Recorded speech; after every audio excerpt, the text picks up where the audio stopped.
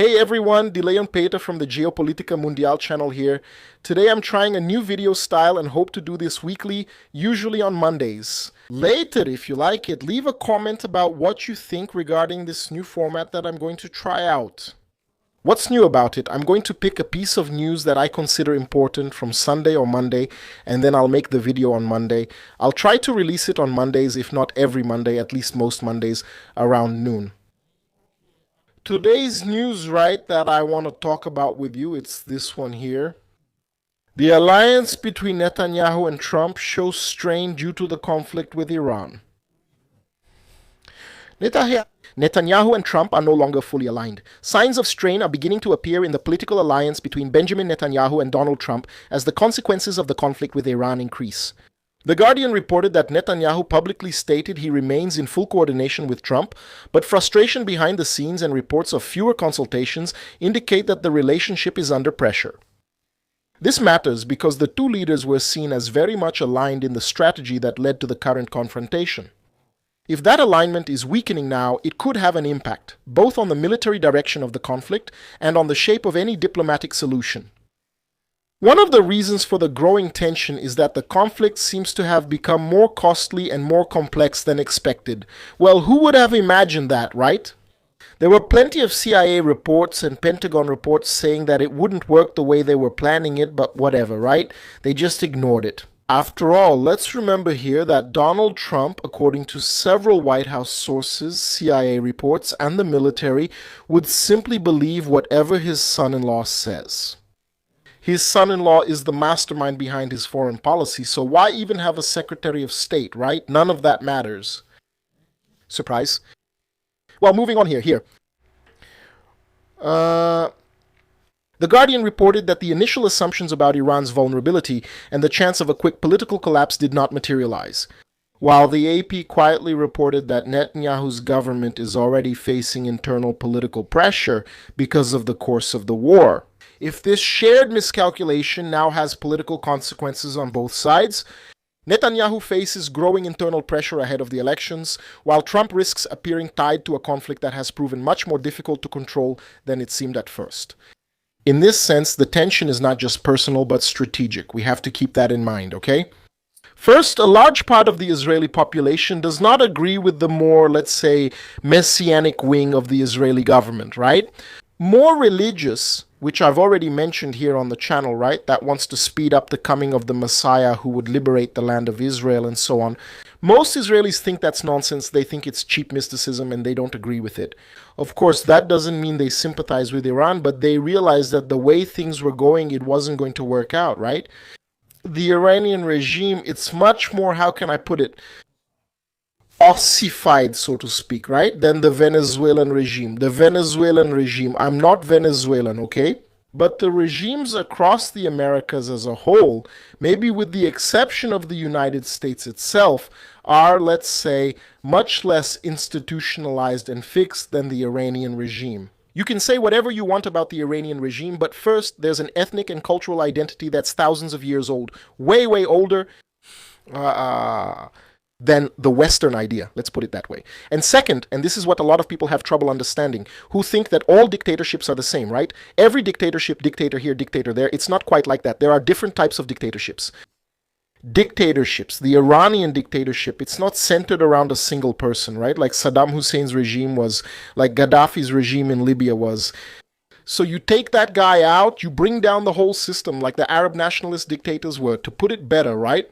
These are examples where the entire political infrastructure of the country was built around that figure, around what the dictator presided over, which is not the case with Iran, right?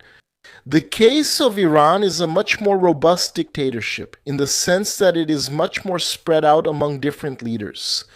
So it's much harder to overthrow. And again, it's built on top of a millennia-old civilization. That makes it harder. It changes the whole calculation, okay? This kind of dictatorship, we could say it's a parliamentary dictatorship, right? In a way, let's say it's theocratic and all that, yes. But what I mean is that it's parliamentary in the sense that it's these figures in parliament who hold the power, and not necessarily that great leader. Although, of course, he will have a great influence, but the power doesn't come from him. He's more like, a bus driver, so to speak. They are much harder to overthrow. Just like what happens with China, and here in the Americas, the only case we probably have along those lines is Cuba. Cuba, yes, it would be much harder to defeat than Venezuela. But make no mistake, even Cuba doesn't have the strategic depth that Iran has, so that also complicates things for the Cubans. But it's a, let's say, more stable regime, right? When you have this fragmentation of power, right, it complicates things for the United States. They thought that after an easy victory in Venezuela, they'd do the same in Iran. Tremendous geopolitical and historical illiteracy, right? And the pressure also increases at a politically sensitive moment. AP reported last month that Netanyahu's war leadership was already being questioned as dissatisfaction grew in Israel. Meanwhile, Reuters showed that the conflict intersects with broader US concerns about regional escalation and diplomatic credibility. After all, we can't forget the following, and this has been confirmed. They prioritized the defense of Israel, removing their anti-missile defense systems from all Gulf countries to concentrate them in Israel. That went down really badly with the other countries in the region who thought, damn, all these years, all these decades, they've been promising us, and now when things get tough, they only defend Israel? Things got tense. Whether you agree with Israel or not, that's not the point, but try to think from the perspective of one of those other Gulf elites, right? How would you feel? Obviously, it would be about looking for another guarantor, especially because most of the countries in the Gulf are artificial countries. What does artificial mean in this context? It's not about having the right to exist or not. All countries themselves have the right. I put that in quotes because in reality there is no such right since no one grants it, right? But let's say they have the right to exist. But yes, it's easier to maintain an organic country, one that, let's say, has evolved. You're building on something more natural, like an ethnicity or shared culture, instead of a country artificially created by a great power that came in, drew the borders and all that. These artificial countries, the Gulf countries, need a major guarantor of their sovereignty. England used to be the main guarantor, but now it's the United States, though that's changing as they're seeking a new guarantor. Most likely they're going to rush to ask, será que a China willing to be the main guarantor of sovereignty? I have my doubts, I'll be honest, I don't think so. China will be willing to be a partner up to a certain point. I can't imagine China setting up military bases there to guarantee regional stability. That's not really the Chinese model. Well, the main question now is whether these tensions will remain a private disagreement over tactics, or if they will turn into a more serious political split over how to deal with Iran. If ceasefire efforts persist and diplomacy advances, the two leaders may try to gloss over their differences. If the fighting intensifies again, the gap between their interests may become harder to hide. For now, the alliance between Netanyahu and Trump still exists, but it no longer seems as aligned as before. As for the conflict, the longer the conflict with Iran drags on, the harder it may be for both leaders to maintain the appearance of complete unity. After all, we have to take into consideration that Israel's interests are not the same as those of the United States, and US interests are even less aligned with Israel's, right? Geopolitically, what a lot of people don't understand is that the United States' geopolitical focus is on three areas: Latin America, the Pacific, and the Arctic region. Many claim the Gulf is geopolitically important due to the petrodollar. While the petrodollar is a key tool, it's not the main geopolitical focus. What do I mean by that? That area that, let's say, they consider vital for their survival, for their future, whether as a power or simply for their continued existence. And in the case of the United States, it's the three areas I mentioned. The Middle East is not one of them. The Middle East, historically, has been much more tied to European interests, and that's also why the United States got involved there a lot, to also protect, in a way, during the Cold War, the interests of its European allies. But it started to pull away until it was drawn back in again, which many people saw as a strategic mistake, right, after the Cold War. But it was never really in America's interest, and Israel in that situation ends up in a pretty complicated spot. If in the future the United States actually distances itself from Eurasia, which I believe is the path we're heading down, first, those countries, Iran, China, and Russia, that nowadays seem to be great friends, will start to have disagreements.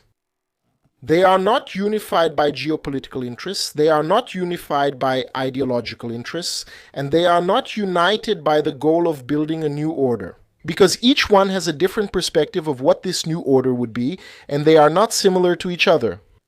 And some of them even have a real territorial rivalry. For Iran and Russia in the Caucasus, and with Turkey involved, things get even messier. I have no doubt that with the United States pulling away from Eurasia, Israel will look for another partner, and that partner already has a name. It's going to be Russia. You can be sure of that. If the United States pulls away from Eurasia in the next 20 years, we will see Israel moving even closer, with Russia and an even greater distancing of Iran from Russia. Nowadays they are close, but there is a lot of mistrust, especially on the part of the Iranians towards the Russians. Right, after all, a large part of the Russian population, the Israeli population has Russian origins. This makes part of the Iranian elite suspicious. And then the Iranians, who are probably already leaning towards getting closer to China, will end up fully aligning with China, right? I wouldn't be surprised if that happens. There could even be a China-Russia split in the next 2 decades, but let's wait and see. American and Israeli interests differ. So it's not surprising that there's this separation between the two countries. In terms of what will have to be dealt with, what will the future of the war with Iran look like? Trump obviously wants to get out of there, right? He'll try to say he left as a winner, he'll try to sell that, and there will be people who believe it saying, after all, look at the number of Iranian leaders killed, that's insignificant. And Israel won't like that because they know it will only postpone the problems with the Iranians for another 2, 3, 4, or 5 years ahead. Anyway, the game won't be over here even if this war ends, so there's still going to be a lot going on, okay? That's it, guys. Hope you like this format. Let me know in the comments if I should keep doing this. I'll try to keep this up more regularly. If you like it, if it gets good reach, okay? And that's it. Take care and see you Thursday for the weekly video. Bye-bye.